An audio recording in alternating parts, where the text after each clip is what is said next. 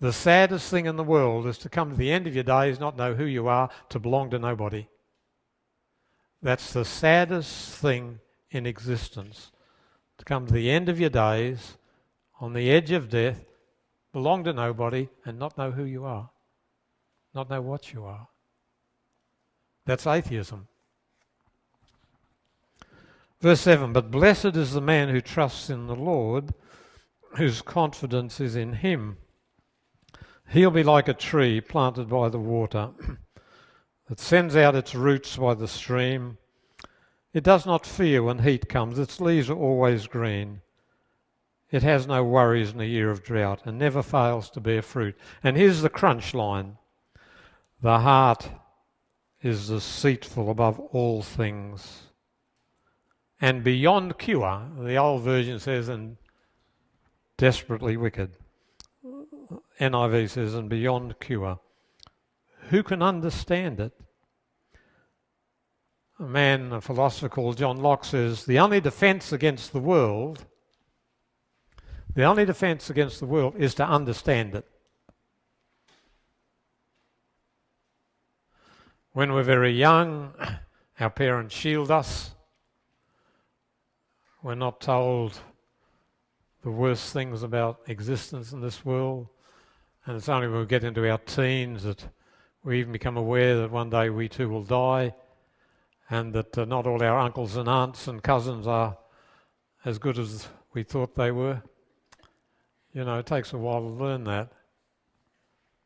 The only defence against the world is to understand it. Trouble is we don't understand it for decades. But Jeremiah understood it because he's in contact with God. And he knew that the centre of the whole thing was the human heart.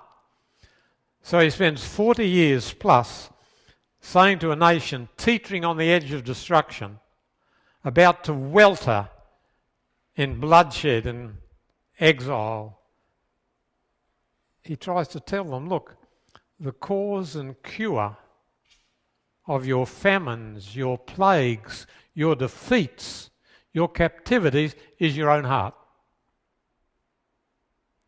So there is that key verse. The heart is deceitful above all things and desperately wicked.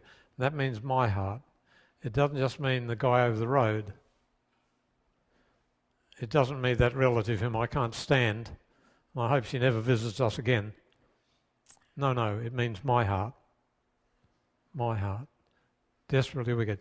If Paul the Apostle, the greatest man in the world after Christ, if Paul the Apostle could write a public confession as he did, the things I would, I do not.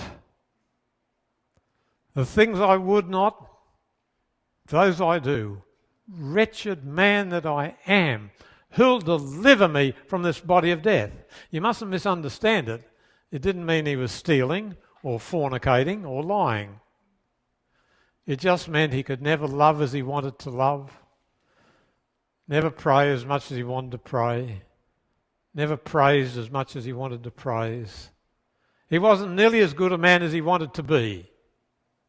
So he said, wretched man that I am, who'll deliver me from this sinful nature?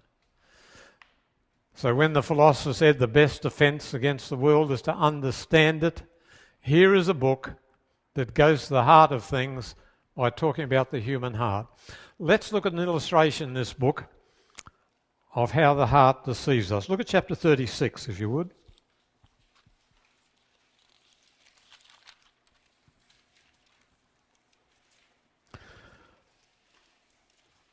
Jeremiah is told to present to the people on a fast day when all the people were gathered around the temple the warnings of God that if they did not repent, before this time God had said to Jeremiah, go through the city, if you can find one honest man, I'll forgive the nation. You wouldn't think that was too big a task. Find one honest man. So in chapter 5, Jeremiah goes through the nation, goes through the city. He can't find one honest man. He goes to all the leaders. He can't find one honest leader. So things were really bad. And God says to him, on the fast day, the people are putting on a show of religion in the hope I'll destroy their enemies. You go and tell them the truth. If they don't repent, they'll perish. So he goes. He goes in the person of Baruch, his secretary, because Jeremiah's a wanted man. His own family tried to kill him. His relatives tried to dispatch him. The government put him in the stocks and then in prison, tried to starve him to death. So he sends his secretary Baruch, who reads the manuscript that Jeremiah has written about repent or perish. And when Baruch reads it, he decides he'll go to the princes of the kingdom. So they're called together and he reads it to them. They say, you must go to the king. So now we notice what happens when he goes to the king. We're in chapter 36.